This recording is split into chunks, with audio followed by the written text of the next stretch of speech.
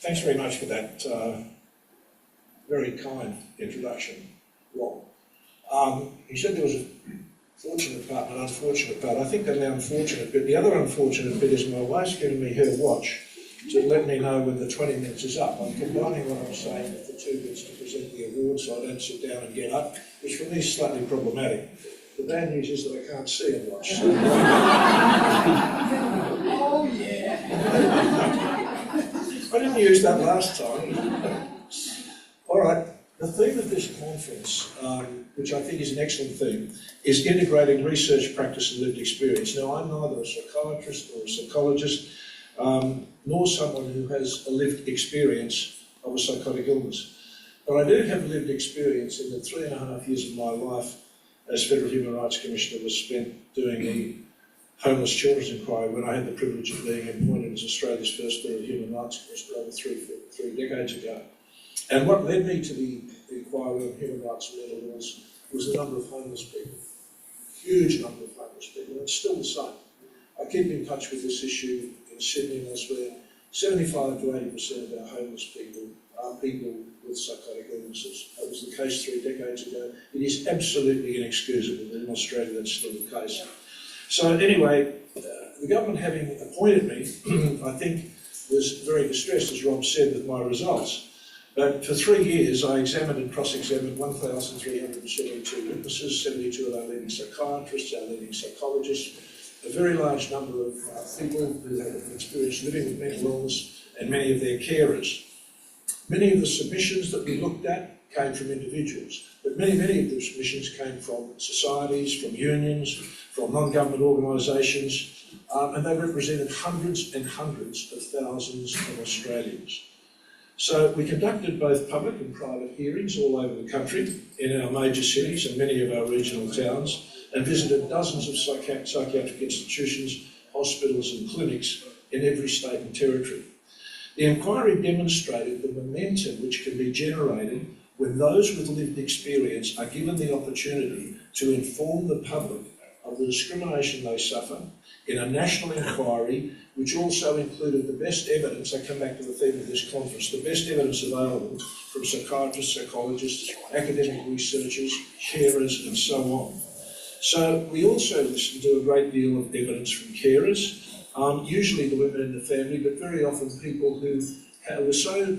People said to me, why don't these people have their own advocates? I said, talk to some of them. Some of them are so stressed out, they're so worn out as carers and so on. You've got to understand what their lives are like. And when my report was tabled in Federal Parliament in '93, it revealed one of the most disgraceful and systemic violations of human rights in this nation's history.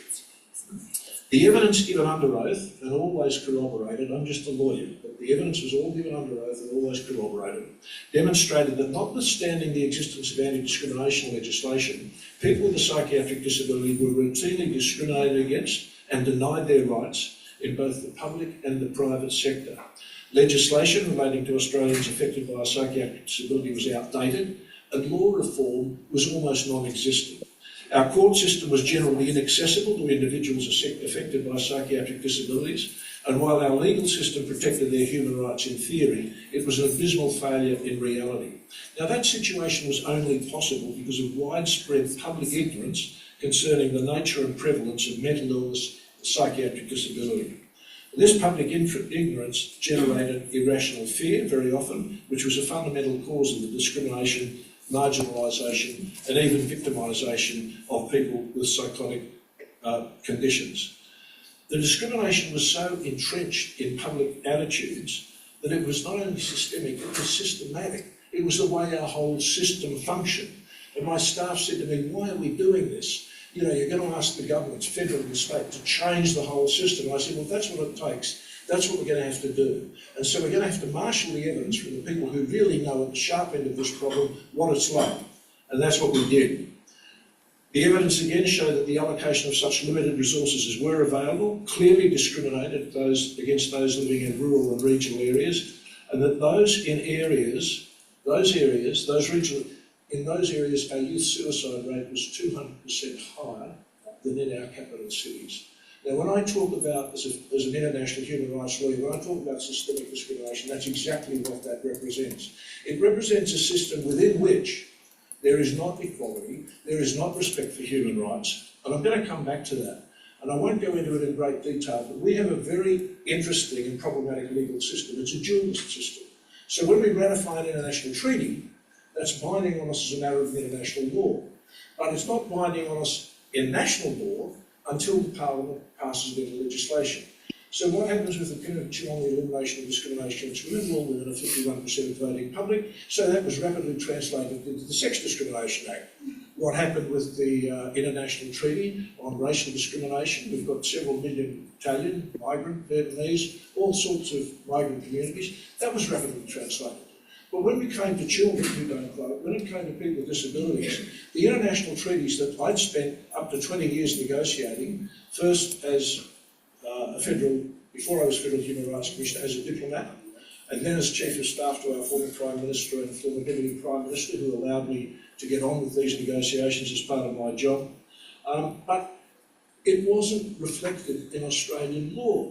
Huh? So when I would go to ministers and say, this is disgraceful, this is what's happening, you're the State Minister for Health or the Federal Minister for Health, they'd say, yes, but you can't oblige us to do anything. So I had to go to the High Court in 1994 in a very famous case called the Teo case, and the High Court ruled that while it wasn't part of our national law, no Australian politician or bureaucrat could behave in a way which is inconsistent with the treaty. So if you'll excuse me talking about international human rights law for a while, that is the foundation of our whole national mental health system. Disgracefully so. I mean, we'd had over 40 inquiries into mental illness just in the state of New South Wales since Federation. Not one of them looked at the rights of the people involved. They were just coronial inquests. We never looked at the rights of people with psychotic disability or psychotic conditions from the point of view of rights. And those two inquiries that I did on homeless children and then leading into, because so many of them had mental health problems and undiagnosed conditions, the inquiry on human rights and mental illness. That was the first time in Australia any national inquiry had ever been done from a human rights perspective. So if you wonder why I emphasise the fact, and this is the main point I'm making this evening, that this has to be the paradigm within which we look at psychosis. It's not about budgets, it's not about the economy, it's not about anything else. It's about the rights of people, and those other things, as with the law, come second to the fact that the government is obliged to do certain things, and if I've got time at the end, I'll say why that is obviously the case. So we learned many important lessons from the evidence over 3 years. We learned that gross violations of human rights, gross violations affecting hundreds of thousands of people, can still occur in a modern democracy, enjoying freely elected parliaments, an independent judiciary, free trade unions and the rule of law. I was constantly hammered by politicians by saying, what are you doing? You know, we've got a human rights committee in the parliament. And I say, yeah, and who's that? Who's it chaired by? It's chaired by the government because they have the majority in the House of Representatives. That's the way our system works. So what we needed was some sort of institutional mechanism for looking at the human rights of these people. And after my report came out, as Rob said, I was criticised heavily by the government, who suggested or asked me where I would like to go as an ambassador, because I've even done that. Seriously. And I told them I wouldn't. And I would go to the United Nations and help other countries do this sort of thing, which I did for the next 20 years. And I insisted on being reappointed for a year to follow up the mental illness inquiry. I felt so strongly about this as a lawyer that my profession has a particular responsibility for the rights of people. And we hadn't honoured that obligation. We simply weren't doing our job. So we learned that our legal system really didn't protect the rights of people with psychotic conditions. And the law itself wasn't even a part of the solution, it was part of the problem. So we had to start right from basics. We learned that public policy is supposed to better protect the basic rights of particularly vulnerable groups, including people with mental illness, need to be very carefully scrutinised and monitored. And I'm delighted that research is one of the themes you're pursuing here, and the way in which this has to be integrated into lived experience, okay, and all of the other things. Because the whole idea about deinstitutionalisation, supposedly that it was going to be more humane, well, it wasn't. What happened was the resources weren't moved into the community. I went to state after state where Psychiatric institutions had been closed down and the money went back into the Treasury and it went into infrastructure, roads, whatever. But it didn't go into community-based care. It just did not. And the evidence was crystal clear. Why hadn't anybody looked at this before? Because nobody had looked at it from the point of view of the rights of these individuals. Honestly, I won't go on about the evidence. It was just absolutely horrifying. I had to get counselling for my staff after some of the days hearing evidence. It was so distressing to listen to what people had been through, what families had been through, what carers had been through. We know now that people with schizophrenia have a life expectancy 23 years shorter than the rest of us. Why is that? Well, there are so many causes, and I haven't got time to go into those tonight. But what we had to do, instead of reinforcing community stereotypes, we weren't just reinforced. We deinstitutionalised people who in many cases were living in the most disgusting conditions in flop-type boarding houses, where in a number of states, a janitor was handing out the psychotropic medication in little plastic cups each morning. There wasn't even a registered nurse. So when I say human rights has got to be fundamental to our approach to advocacy, those are the reasons. The reasons are because if we don't start from a rights-based perspective, we will never get to the real core of what the issues here are. And I'll say it now because I probably won't have time and I run out of time. We are one of the wealthiest countries in the world. One of the wealthiest. I've worked in almost 100 countries, over 70 setting up national human rights commissions in the last 20 years. Not one of those countries comes within a bull's roar.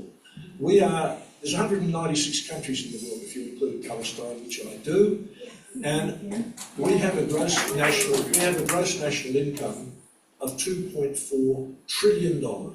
You can take the 110 poorest countries in the world and put them together, that's 1,000 million people, and their total gross national income is $1.7 trillion. That's how wealthy this country is. Enormously wealthy. And if a government says we can't afford to do something, that's a lie. What that means is we don't give it a priority. I was with our political leaders for 8 years, both in opposition and in government. Governments can do what they choose to afford to do. And if we choose to afford to respect the rights of all Australians, as we should, then we would not be in the position that we still are in. Yes, things improved dramatically after my report.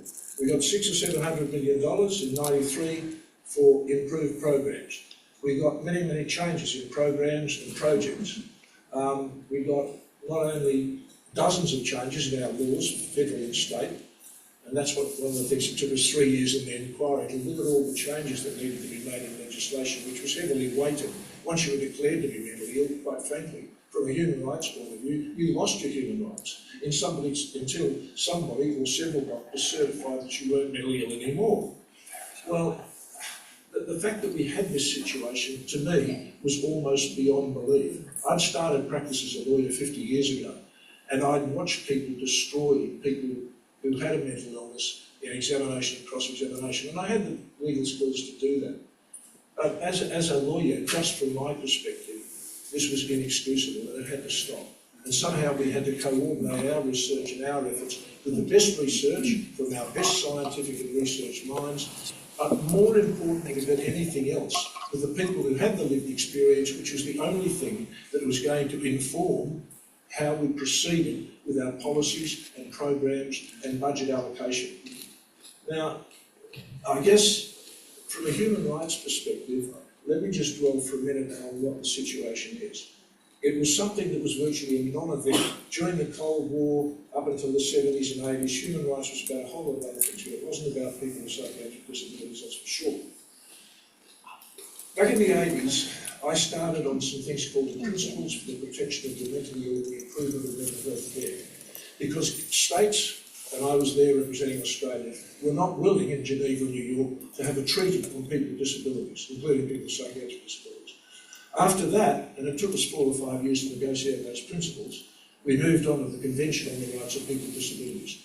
It took me 4 years in those negotiations to have psychiatric disabilities included. A lot of the other NGOs dealing with people with physical disabilities and intellectual disabilities didn't want to know about those people, you know. And when my staff said, why are we doing this inquiry, I said, because even the Australian Coalition of Disability NGOs doesn't want to remove these people. I couldn't believe it. As a human rights activist back in the 60s at university, I thought we were better than that. So while legislation prohibiting discrimination and protecting rights, we finally got it, that's only about 10% of the equation. As you've heard, and I'm sure we'll hear tomorrow, 90% of the equation is having adequate research to follow up what's happening in the policies and programs, whether it's deinstitutionalised or something else. Adequate budgets, it's laughable, it's not laughable, it's tragic. It should be at least 14% of our mental health budget. It's about 7%. The last time I looked, it was going down, not up. So the Convention on the Rights of People with Disabilities stipulates not only that people with psychosis have exactly the same rights as the rest of us, which must be respected, but in addition, because they're vulnerable, they have special rights. So our government wasn't getting to first base, let alone to looking at how these people's special vulnerabilities could be respected and protected. It just wasn't happening. So when you look at the present situation, the reforms we got after my report, yes, they were substantial, yes, they were significant, yes, they were financially good. But the one that was most important of all, which tells you where we were up to, was a national policy on mental health. We've never had one. The psychiatric institutions in the 19th century were all in the state capitals. The federal government basically left it to the states. The federal government was virtually putting zilch into mental health. And so the evidence in the inquiry became so embarrassing, not when my report was tabled, but after we'd been going 2 years, that the government decided they would draft and introduce a national mental health policy. That's where it came from. Not because I was the Federal Human Rights Commissioner, but because what I was reflecting in my recommendations and in the report was the lived experience of people to whom it was happening. People for whom our government was responsible, people for whom we lawyers should be responsible, people for whom we had adequate national wealth to care for in whatever ways were necessary. So the government response wasn't non-existent, but if you look at our current situation and you ask, are these people getting equitable treatment in terms of the allocation of resources, in terms of the money available for research? And the answer, unfortunately, is an emphatic no. They're not. They're still not. So what's my answer to that? Well, my answer to that essentially is my main point this evening. If you start from any other paradigm as we had, where the basic attitude to people with mental illness was one of fear, was one of discrimination based on fear, marginalisation, even victimisation, unless you can move that paradigm to one based on human rights and equality and non-discrimination, I don't think you get to where we need to go and keep going. And I've got to tell you, after 8 years without political leaders some time ago, it's a continuing process. And I think continuing advocacy is necessary, and this conference is part of it. And I was delighted when Rob asked me to speak to see that human rights had 3 or 4 mentions on the agenda. In my particular perspective, it's absolutely fundamental. Because at the minute, the treatment is not equitable, it's understandable, but it's not acceptable, and indeed it's not forgivable. Because a lot of our fellow Australians are not only paying an enormous cost, those with lived experience, be they people, consumers as they wanted to be called in those days, I'm not even sure what the right term is now, but carers, but people with lived experience, they are the people, basically, who the government's got to take into account in terms of devising programs, in terms of looking at what sort of follow-up research is necessary. So the various elements, the 3 or 4 elements of the theme of this conference, I think are acceptable. Not a small number of these people, thousands of these people. If we don't get this right, not only don't have their human rights protected, in some cases, they pay with their lives. That's no exaggeration. As a lawyer, I find that disgustingly unacceptable. We ought to find it completely unacceptable. And so, in conclusion, I think we all have a collective responsibility. And I'm delighted tonight to be able to present 2 awards. I've talked about basically lived experience and human rights in the one address. I hope I haven't gone over time, Rob. But because they're 2 sides of the same coin. And frankly, in the agenda you've got social justice. Social justice is really, if it's in its true meaning and understanding, is the same as human rights. We tend to talk about social justice related to health, welfare, social security and so on, whereas human rights we tend to think about civil and political rights. But human rights, the Australian government agreed with every other country in the world in 1993 at the World Conference on Human Rights, where some of us went as advocates. The Australian government agreed that those rights, the right to housing, and I completely agree with what I understand the Commissioner said last night, if you don't have a holistic approach to this, if you don't understand that this requires resources, as well as law reform, as well as research, then we're never going to solve the problems.